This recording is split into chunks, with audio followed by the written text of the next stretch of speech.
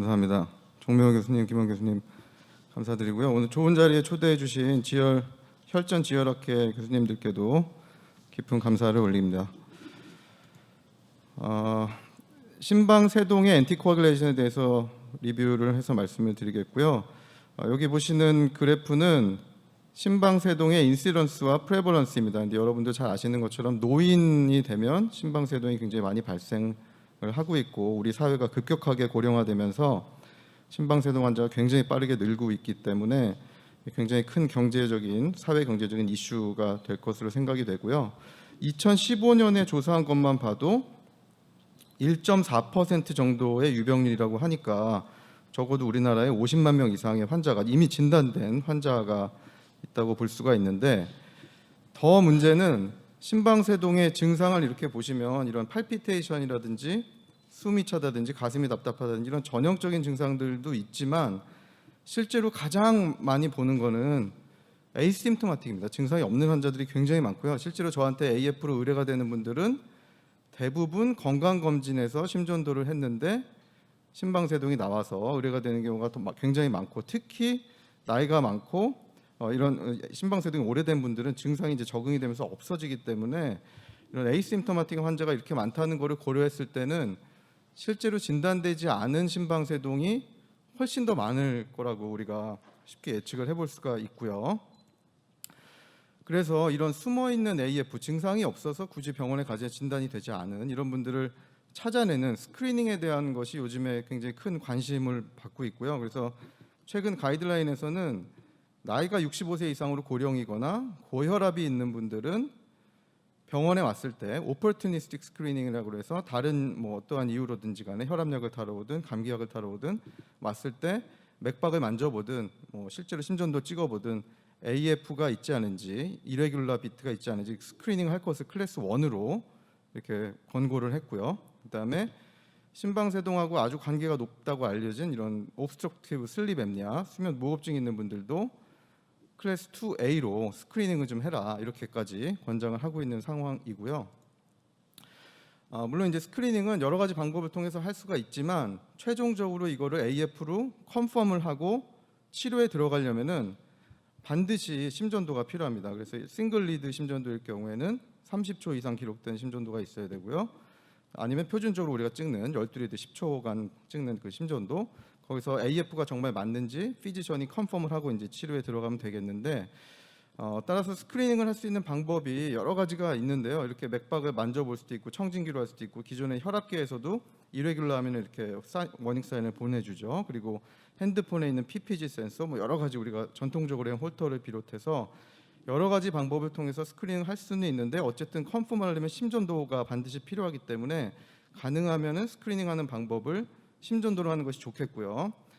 최근에 이런 모바일 ECG가 굉장히 빠르게 발전을 하고 있습니다. 스마트폰하고 연동돼서 되는 이런 기계들도 있고, 패치 타입의 ECG 이미 보험 코드도 나와서 실제로 임상에서 많이 사용되고 있고요.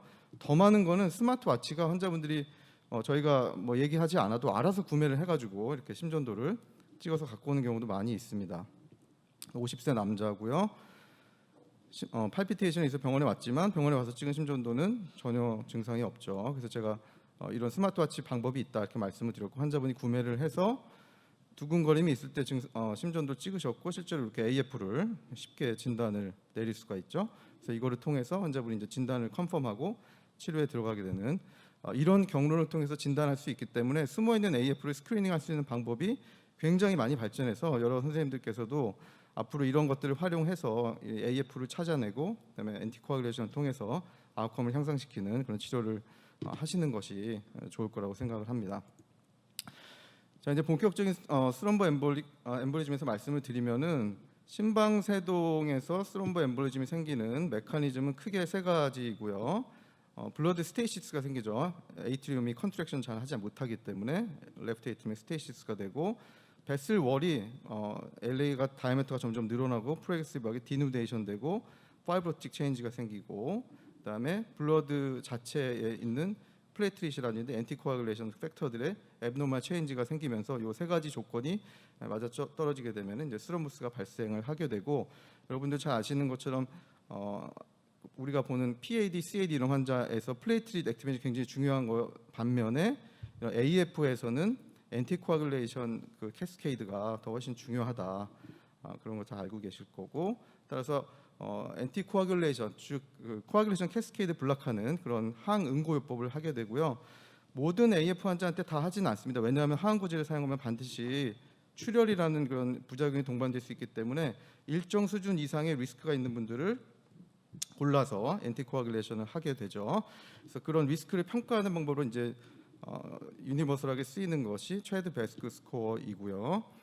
이 최드 베스크 스코어 중에서 여성의 항목이 들어가 있는데 예전에는 그냥 최드 베스크 2점 이상이면은 항응고제 사용이라 이렇게만 레커멘데이션이 되어 있었는데, 이 최드 베스크 스코어의 피메일이라는 것이 이렇게 보시면은 최드 베스크 스코어가 많아질수록 빨간색으로 표시된 피메일 여성의 경우에는 스트롱 리스크가 더 올라가는 것은 분명한데, 다른 리스크 팩터가 없이 성별만 여성일 경우에는 남자하고 여자를 비교했을 때 스트롱 리스크의 차이가 없습니다. 그래서 따라서 좀 특이한데, 이 피메일이라는 건 자체는 리스크 팩터는 아니고 리스크 모디파이어죠. 이게 다른 리스크 팩터랑 동반이 되면은 더 올리긴 하지만 여성이라는 것 자체만으로는 또 올라가지가 않는 이런 현상을 이제 알게 돼서 그냥 최드 베스크 2점이라고 하지 않고 최근에 가이드라인에서는 남자는 2점, 여자는 3점 이렇게 해서 truly low risk, 즉 아무런 리스크 팩터가 없는 남자 0점, 여자 1점의 경우에는 항응고제를 하지 않고요. 그다음에 최드 베스크 스코어가 2점 이상, 여자 3점 이상의 경우에는 반드시 해야 되고, 한 가지 리스크 팩터만 있는 남자 1점, 여자 2점의 경우에는 이제 should be considered 이고 환자에 따라 인디비듀얼라이즈해서 항응고제 고려해라 이렇게 권고를 하고 있습니다. 항응고제는 전통적으로 많이 써온 약제는 와파린이라는 거 잘 알고 계시고요. 근데 노악이라는 약제가 이제 한 10년 전부터 랜드마크 트라이얼을 필두로 해서 나와서 많이 사용이 되고 있고, 여러 가지 리얼월드 데이터, 랜덤 트라이얼 결과들을 봤을 때 와파린 대비 효과면에 있어서는 적어도 비슷하고, 그다음에 특히 안전성, 인트라크레니얼 헤모리지라는 면에 있어서는 와파린 대비 월등하게 좋다는 것이 이미 다 증명이 되어 있고요. 그렇기 때문에 모든 가이드라인에서 이제는 심방세동에서 항응고제를 사용할 때 바이타민 K 안타고니스트보다는 노악을 더 선호해서 1차 약제로 써라 이렇게 얘기를 하고 있고요. 반면에 이제 엔티플레이트릿 세라피는 블리딩 리스크도 그렇게 줄여주지 못하면서 스트로크 프리벤션에 있어서 열등하다는 게 이미 여러 연구에서 밝혀졌기 때문에 항혈소판제는 더 이상 심방세동에 있어서는 롤이 없다, 쓰지 말아라 이렇게 권고를 하고 있는 상태입니다.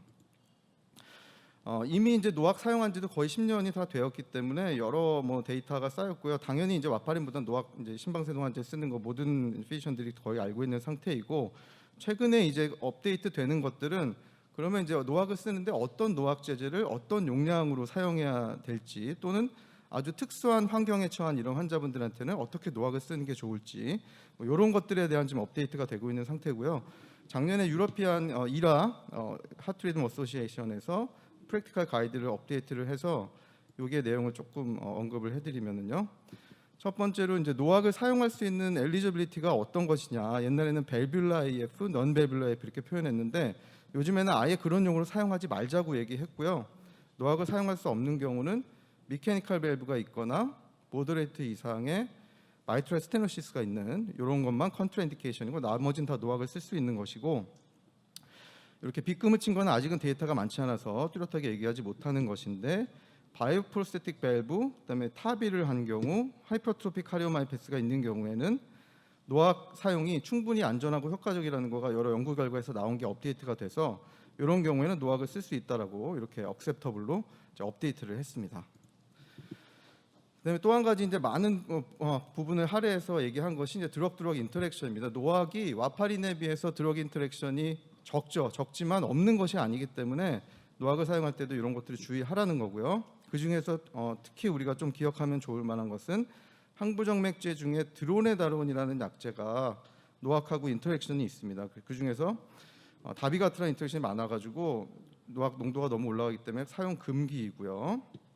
내독사반은 용량을 줄이도록 이렇게 권고가 되고 있다는 거 기억하시면 좋을 것 같고, 이런 복잡한 표를 다 암기할 수는 없고요. 환자분이 왔을 때 이제 우리가 찾아보면 되는데, 이 항진균제들 손톱 발톱 무좀 치료한다고 환자분들 많이 드시는데 이트라코나조, 케토코나조 같은 약제가 드럭 용량을 많이 올릴 수 있기 때문에 좀 주의하셔야 되고, 이런 케이스를 보시면은 80세 남자이고요. 고혈압이 있었고 예전에 AF 시술을 받긴 했지만 재발을 해서 엔티코아귤레이션 계속 유지하고 계신 분인데 LA 사이즈가 상당히 커져 있고 크레아틴 클래스는 정상이었습니다. 따져보면 최드 베스크 3점, 헤즈블레드 스코어는 1점이고요. 이분은 다비가트란 110 BID로 복용을 하고 계셨는데 어느 날 엑스레이를 찍으니까 이렇게 레프트 플루레피션이 굉장히 많이 찼고 제가 호흡기내과 쪽으로 보냈더니 TB 플루지로 확진이 되었고요. 근데 다시 그쪽에서 저한테 TB 플루지는 TB약 먹어야 되는데 리팜핀하고 이 다비가트란이 상호작용이 많은데 어떻게 해야 되느냐 이렇게 컨설테이션이 다시 왔습니다. 그래서 저도 한번 찾아봤죠. 찾아봤더니 이 리팜핀이라는 약제 농도가 떨어질 수가 있는데 그나마 인터랙션이 적은 것이 에독사반이었습니다. 35% 정도 떨어지긴 하지만 액티브 메탈레볼라이트가 올라가서 컴펜세이트 할 수 있다 이런 게 있어서 이거를 참고로 해서 에독사반으로 바꿔드렸고요. TB 메디케이션 잘 하시고 이렇게 호전이 된 상태로 잘 지내고 계셔서 노악도 드럭 인터랙션이 전혀 없는 것이 아니기 때문에 여러분들이 다른 약제를 같이 복용을 많이 하시는 분들이 있어서는 좀 관심 있게 살펴봐 주셔야 될 것 같고요.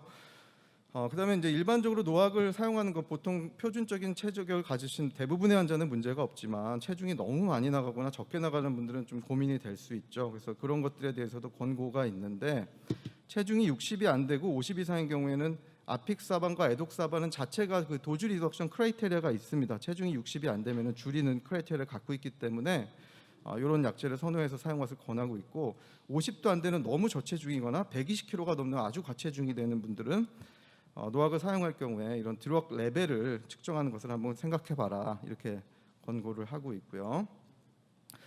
그다음에 이런 것들이죠. 특수한 상황에 있는 환자한테 노악 사용이 어떨지 이런 데이터들이 좀 축적되면서 이런 것들을 업데이트하고 있는데 리버 디지즈가 있는 특히 시로시스가 있는 경우에 그러면 AF 같이 있으면 노악을 써도 될까 안 될까 고민이 될 수 있죠. 근데 이런 것들을 연세대 정보영 교수님 데이터가 주로 아주 큰 역할을 해서 이런 프랙티컬 가이드가 나오게 되었는데 차일드가 A인 경우에는 노악 사용에 큰 문제가 없고 차일드 B 이상일 경우에는 주의해야 되는데 리바록사반은 특히 블리딩이 좀 많아서 레커멘드 되지 않는다 이런 공고사항을 펴낸 적이 있고요.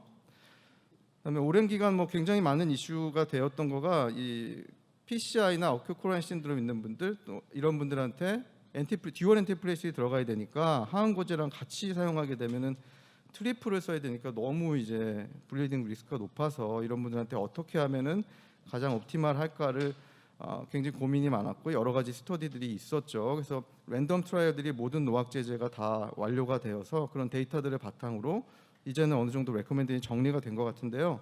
일렉티브 PCI 했을 때는 태어나기 전 정도까지만 트리플 주고 6개월 정도까지만 노악 플러스 클로피도그램 주다가 6개월 넘으면은 노악 모노로 가고요. 어큐코라인 신드롬은 조금 더 리스크가 높다고 판단해서 1년까지는 듀얼 세라피로 노악 플러스 클로피도그램을 하다가 1년 이후로 스테이블 하면은 노악 모노로 가는 이렇게 가능하면은 컨비네이션에서 많이 쓰는 기간을 줄이고 빨리 노악 모노로 넘어가는 쪽으로 권고를 하고 있다 이렇게 말씀을 드리고요. 노악 제제가 이제 사용되면서 여러 가지 패러다임이 완전히 바뀌었죠. 굉장히 쉽게 처방도 되고 환자가 안전하게 잘 복용하고 있고 스트로크도 줄이면서 패러다임이 완전히 바뀌었다고 할 수가 있지만은 사실은 노악이라는 약제를 통해서 모든 게 다 해결된 거는 아니고요. 아직도 언맷 니즈라는 것들이 남아 있는데 제가 이런 것들을 뽑아봤습니다. 블리딩 리스크, 노악 먹어도 계속 출혈되는 분 많이 있고 노악을 먹음에도 불구하고 계속 스트로크 생기는 경우, 그다음에 약을 처방하는 것이 바로 아웃컴으로 이어지는 것은 아니고요. 환자분이 잘 복용해야 되는데 노악은 모니터링할 수 있는 방법이 없다는 게 장점이기도 하지만 단점이기도 해서 이 어드유런스가 잘 따라오지 않으면은 아웃컴을 향상시킬 수 없다는 거. 그리고 도징이 이제 로우 도즈, 스탠다드 도즈가 있는데 언더 도징하거나 오버 도징함으로 생기는 문제들. 그다음에 최드 베스크가 남자 2점, 여자 3점이면은 아무 이견이 없습니다. 엔티코아를 하면 되는데 리스크 팩터가 하나만 가지고 있는 분들은 그럼 어떻게 해야 되느냐? 아직 남아 있는 숙제이고요. 그다음에 체중부터 해서 연령 여러 가지 환자분의 차이가 다 있는데 노악 픽스 도즈인데 이거가 정말 모든 환자한테 원 사이즈 피처홀로 잘 만드실 것이냐 이런 이슈가 좀 남아 있어서 각각에 대해서 조금씩 말씀드리겠습니다. 이런 케이스 보시면 79세 남자고요. 헤마토케지아가 생겼고 10년 전에 AF를 진단받아서 리바록사반 15mg 복용하고 계셨는데요. 고혈압이 있었고요. 이미 이전에 GI 블리딩 히스토리가 있는 분입니다. AF 심전도가 있고 카디오메갈리가 있고 크레아틴 클래스 63이고 헤모글로빈 6.9로 오셨어요. EF는 노말이고 LA가 굉장히 커져 있고 체드베스크 3점, 헤즈블렌 3점인데요. 그래서 내시경을 이제 부랴부랴 했죠. 근데 뭐 어퍼 GI도 하고 콜로노도 하고 캡슐까지 했습니다. 다 포커스가 없어가지고 스몰 바울 보는 캡슐 엔도스코피까지 했는데 뚜렷한 브리딩 포커스가 없습니다. 이런 경우 우리가 많이 만나게 되죠. 그러면 이거 어떻게 해야 되나? 약자 다시 써도 되나 말아야 되나? 고민이 많이 되는데 이 환자분은 일단은 스테이블해진 다음에 GI 브리딩 그래도 리스크가 가장 적다고 생각되는 아픽사만 2.5mg 들여봤고 한동안 괜찮으셔서 다시 이제 아픽사 5mg로 올리고 유지를 하고 있는 분이고요. 이렇게 특히 노악제제가 GI 블리딩이 조금 더 많습니다. 와파린보다. 그래서 이런 블리딩이 환자분들이 한번 진단받으면 평생 약 복용해야 되기 때문에 크고 작은 블리딩 때문에 이제 고생하시는 경우를 많이 경험을 하게 되고 우리가 임상에서 접하는 흔한 문제 중에 하나고요. 그래서 이런 GI 블리딩이 있었을 때는 그럼 어떻게 해야 되냐 그런 것도 가이드라인에서 이제 제시를 하고 있는데 뚜렷한 포커스가 발견되면 그거 찾아서 치료하면 되죠. 치료하고 다시 쓰면 되는데 앞선 케이스에서처럼 그렇지 않은 경우도 많고 못 찾는 경우가 많기 때문에 그럴 경우에는 뭐 여러 가지를 이제 고려해서 다시 쓸지 안 쓸지를 판단하고 웬만하면 다시 쓰고 정말 다시 못 쓸 것 같으면은 시술적인 치료, 레프트 에이트리아 어펜디지를 오클루전 한다든지 하는 그런 인터벤션 할 수 있는 그런 치료 방법도 생각해 보자 이런 식으로 권장을 하고 있고요. 또 다른 케이스는 51세 남자고 건장한 체격을 가지신 분인데 2010년에 이미 라이트 레널 인파크가 있었고요. 2012년에 또 스프레딩 인파크가 생겼습니다. LA가 굉장히 크고 다른 리스크 팩터 아무것도 없는데 AF 생기면서 스롬보엠볼릭 이벤트가 2번 있어서 체드베스크가 2점이었고요. AF가 관찰되고 있고 심장이 많이 커져 있고 그래서 저는 이분은 이제 리듬 컨트롤에서 젊은 분이기 때문에 사이너스 리듬 유지를 하는 것을 일단 목표로 해가지고 항응호제도 드리고 항부정맥제 드리고 카디오 버전을 해서 사이너스가 잠깐 돌아오긴 했었는데 2달 만에 금방 다시 재발을 하고 심장도 너무 많이 커져 있고 AF 유병 기간도 너무 길고 그래서 이제 리듬 컨트롤 좀 어렵지 않겠나 싶어서 레이 컨트롤하고 노악제제만 드렸는데요. 불과 얼마 안 지나서 또 레프트 페인, 플랭크 페인으로 응급실에 또 오셨습니다. 그래서 보니까 레프트 레널 인파크이 또 재발을 했고 환자는 노악제제 아주 잘 먹었다고 했는데도 이런 상황이 돼서 이런 경우에는 어떻게 해야 되나 약 항우제 잘 먹고 있는데도 자꾸 리커런트하게 스롬보엠볼릭 이벤트가 생기는 이런 환자분들은 아직 뭐 뚜렷한 정답이 없습니다. 그래서 뭐 대개는 그냥 조삼모사일 수도 있지만 약을 바꿔봅니다. 다비가트란 먹던 분은 다른 10A 이니비터 와파린 같은 걸 바꾸기도 하고요.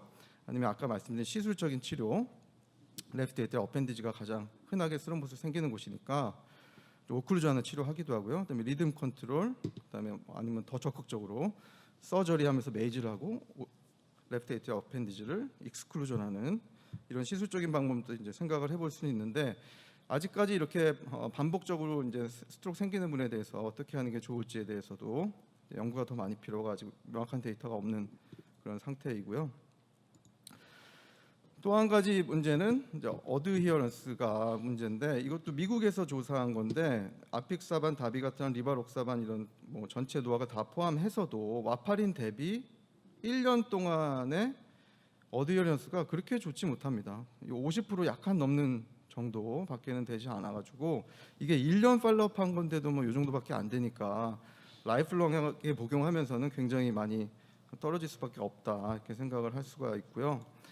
그래서 이런 어드히어런스를 약을 잘 복용하실 수 있도록 하는 방법들을 뭐 동원해서 최대한으로 끌어올려라라는 것이 이제 권장이 되고 있고 당연히 뭐 환자도 교육하고 가족들도 인발브를 시켜서 교육을 해야 되고 뭐 여러 가지 이런 뭐 약통이라든지 뭐 앱이라든지 뭐 이런 것들을 이용해 가지고 여러 가지 방법 동원해서 어디에서 올리자 이렇게 얘기를 하고 있고 굉장히 중요한 얘기이긴 한데 실제로 임상에서 우리가 이거를 실행하는 것이 항상 쉬운 것만은 아닌 그런 상태이죠.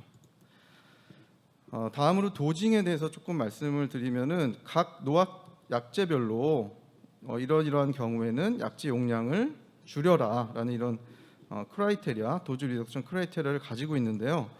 실제로 여러 가지 네 가지 노악에 대해서 어떤 비중으로 약제가 판매되고 있나를 봤더니 모든 노악 제제가 로우 도즈 제제가 더 많이 실제로 사용이 되고 있습니다. 그러면은 실제로 반 이상이 다 로우 도즈가 나가고 있는데 이것이 정말 적정하게 로우 도즈를 준 경우가 얼마나 될까 의문이 생기죠. 이거는 저희 병원에서 조사해본 데이터인데요. 싱글 센터이긴 하지만은 와파린하고 노악을 각각 한 3,000명 가량을 분석을 해봤는데 노악의 경우에 스탠다드 도즈를 온 레이블로 쓰고 있는 경우가 한 50% 약간 넘고요. 3차 대학병원에서 처방한 것임에도 불구하고 리듀스드 도즈를 오프 레이블로 언더 도징한 경우가 한 3분의 1 정도로 굉장히 많다는 것을 알 수가 있고, 이런 거에 따라서 아웃컴이 어떤지를 보시면은 오프 레이블 언더 도징을 했을 경우에는 와파린 대비해서 스트로크와 시스테믹 엠볼리즘이 더 많이 발생하는 것을 알 수 있었고요. 블리딩에 있어서는 와파린 대비 비슷해서 언더 도징 하게 되면은 블리딩 리스크도 비슷한데 스트로크는 더 많이 생긴다. 이렇게 해서 최대한 우리가 적정 용량 쓰도록 노력을 해야 된다. 이런 페이퍼를 냈었고요. 그런데 이제 노악이 용량이 줄어드는 거가 절반으로 줄어드는 게 있고 절반 이하로 줄어드는 것이 있어가지고 거기에 따라서 조금 차이는 있는 것 같습니다. 이거는 리바록사반은 20에서 15로 줄어들고 아픽사반 5에서 2.5로 줄어드는데 거기별로 어떤 차이가 있는지를 아산병원의 조민 선생님 분석한 건데 역시나 오플레이블로 언더도징하는 경우가 반 이상인데요. 리바록사반은 와파린하고 비교했을 때 다 모든 아웃컴이 좋은데 언더도징을 했을 때도 이 아웃컴은 유지가 됩니다. 반면에 아픽사반은 표준 용량을 잘 썼을 때는 좋지만 언더도징을 했을 때는 와파린하고 비슷하게 되면서 더 우월했던 거가 통계적인 유의성을 잃어버리게 되고요. 드럭 내에서 표준 도즈와 언더도징을 비교하면 리바록사반은 15스나 20스나 아웃컴에 달 차이가 없는데요. 아픽사반은 2.5를 언더도징하게 될 경우에는 스트로크가 더 많이 발생하는 이런 결과를 보여서 용량이 절반으로 확 급격하게 줄어드는 약제는 특히나 더 언더도징 안 하게 주의를 좀 해야 되겠구나, 이런 교훈을 얻을 수 있는 데이터가 되겠습니다. 그리고 최드베스크가 1점인 이런 환자분들은 이제 고민이 되는데요. 이 최드베스크에 따라서 스트롱 리스크를 보시면 최드베스크 스코어가 애뉴얼 스트롱 인시던스랑 비슷합니다. 1점이면 1%, 2점이면 2% 이렇게 비슷한데 1점이면은 한 스트롱 리스크가 1% 정도 되고 헤즈 블레드 스코어에 따라 나눠 보면은 역시 1점이 한 1% 정도를 돼서 최드베스크 스코어가 1점, 리스크 팩터가 하나인데 헤즈 블레드가 2점 이상이면은 블리딩 리스크가 너무 높아서 사실은 약 쓸 이유가 별로 없고요. 0이나 1일 경우 이제 고민이 됩니다. 좀 억셉터블한 블리딩 리스크가 있기 때문에 잘 인디비주얼라이즈해서 약제를 쓰면은 환자분이 스트로크 프리벤션 할 수 있는 이렇게 만들 수가 있어서 실제로 1점인 경우에도 의외로 스트로크 생기는 환자분 꽤 많거든요. 그래서 잘 인디비주얼라이즈 해야 되고, 그래서 최드베스크 스코어가 하나인데 리스크 팩터 하나인데 일 경우에는 헤즈 블레드 따져서 0이나 1일 경우에는 여러 가지 리스크 팩터 더 고려해서 OAC 쪽으로 가고요. 헤즈 블레드 스코어가 2점 이상으로 높으면은 이제 안티콜 하지 않는 쪽으로 그렇게 권장하고 있고, 1점인 환자분 중에서 그럼 누구를 조금 더 안티콜 하는 쪽으로 가야 될까? 그런 인디비주얼 리스크 스트래티피케이션 하는 파라미터들이 있는데 나이가 좀 더 많은 분, 당뇨가 있는 분, 플러터보다는 피브릴레이션 중에서는 오래된 피브릴레이션, 그리고 비만한 분들, 키드니 펑션 나쁘고 BNP가 높고 LA 사이즈가 아주 크고 엠프팅 벨로시티가 떨어져 있는 이런 경우에는 스트롱 리스크가 조금 더 높기 때문에 같은 1점이더라도 좀 적극적으로 엔티코어즈 하는 것을 권장을 하고 있습니다.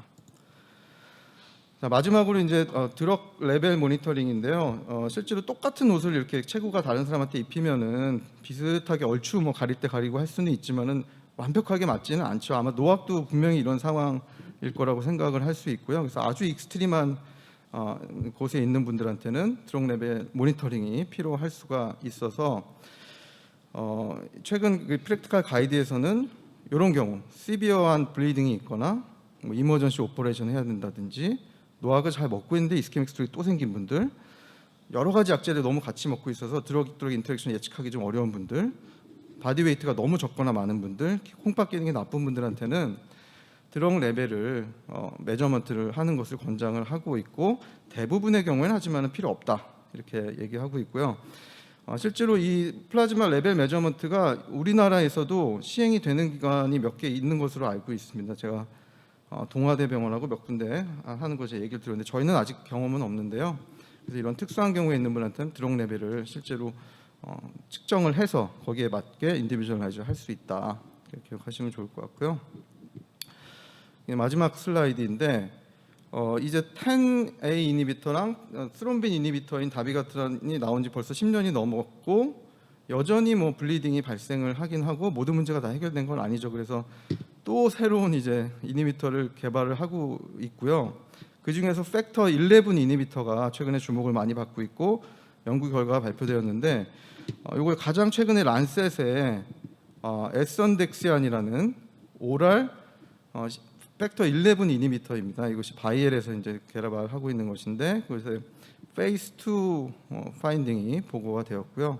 20mg 250명, 50mg 250명 아픽사반하고 비교를 했는데 이 팩터 11은 스럼버스 포메이션에 관여를 하긴 하는데 이 팩터 11 데피션시가 있는 환자분들을 옵저베이션한 결과는 아주 시비어한 블리딩은 생기지 않는데요. 그래서 이 약제 여기를 블락하면은 블리딩 리스크는 줄이면서 스럼버스도 적절히 막을 수 있을 거라는 이런 아이디어에서 시작이 되었다고 하고 실제로 아픽사반하고 비교했을 때 이 새로운 팩터 11 이니비터가 블리딩 리스크가 한 절반 정도로 적게 이렇게 나타났다고 하고 스럼보틱 엔드포인트는 뭐 통계적인 파워가 충분하지 않지만은 양군에서 다 적게 발생을 했다 그래서 이것이 이제 앞으로 뭐 3상 스터디까지 하고 실제로 임상에 쓰려면은 뭐 몇 년 더 필요하긴 하겠지만 팩터 11 이니비터가 굉장히 주목을 받고 있다. 마지막으로 말씀드리겠습니다. 테이크홈 메시지는요. 노악이 뭐 당연히 이제 바이타민 K 안타고니스트보다 우선해서 사용한다는 거 여러분 다 잘 알고 계시고요. 하지만은 뭐 노악이 나왔다 해서 모든 게 다 해결된 건 아니고 여러 가지 임상적인 상황을 우리가 주의 깊게 관찰해서 주의해서 써야 되는 부분들이 있고요.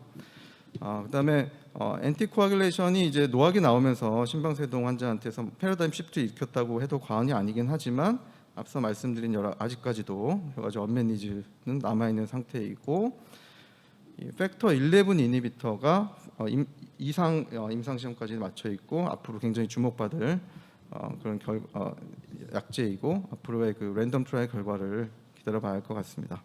네, 경청해 주셔서 감사합니다.